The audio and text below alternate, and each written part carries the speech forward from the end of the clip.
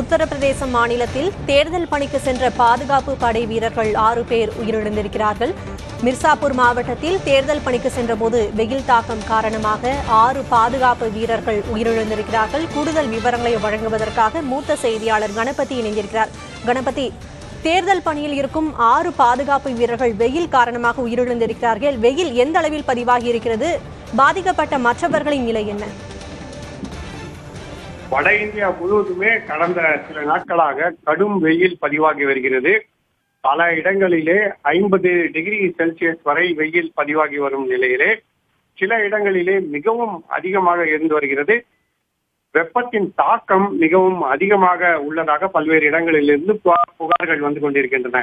இத்தகைய சூழ்நிலையில்தான் உத்தரப்பிரதேசம் மாநிலத்தில் மிர்சாபூர் பகுதியிலே தேர்தல் பணியில் ஈடுபட்டிருந்த 23 பாதுகாப்பு படை வீரர்கள் உடல் நலம் பாதிக்கப்பட்டதாகவும் அவர்கள் மருத்துவமனைக்கு கொண்டு செல்லப்பட்டதாகவும் அங்கே 6 பேர் உயிரிழந்திருப்பதாகவும் சோகமான தகவல் வந்திருக்கிறது. மேலும் 2 பாதுகாப்பு படை வீரர்கள் மிகவும் பாதிக்கப்பட்டு அவர்கள் உயிர் பிழைப்பார்களா என்று சந்தேகமாக இருக்கிறது.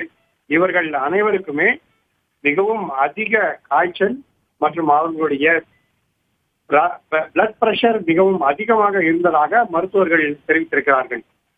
எப்படி ரத்த அழுத்தம் இவ்வளவு அதிகமானது, எப்படி சர்க்கரை அளவு இவ்வளவு அதிகமானது என மருத்துவர்கள் ஆச்சரியப்படும் அளவுக்கு இவர்கள் பாதிக்கப்பட்டிருக்கிறார்கள், உயிரிழந்திருக்கிறார்கள். இதை தவிர அதே போல பீகார் மாநிலத்திலே உள்ள சாசாராம் பகுதியிலும் இதே போல பாதிப்பு ஏற்பட்டிருக்கிறது. 6-7 பாதுகாப்பு படை வீரர்கள் பாதிக்கப்பட்டதிலே 1-2 பேர் மிகவும் மோசமான உடல்நிலையில் இருப்பதாகவும் அவர்கள் பிழைப்பார்களா என சந்தேகமாக இருப்பதாகவும் டாக்டர்கள் தெரிவித்திருக்கிறார்கள். ஆகவே கடும் வெப்ப அலையின் பாதிப்பு காரணமாக தேர்தல் பணியில் ஈடுபட்டிருக்கும் பாதுகாப்பு படை வீரர்கள் உயிரிழந்த சோகமான நிகழ்வு நடந்திருக்கிறது.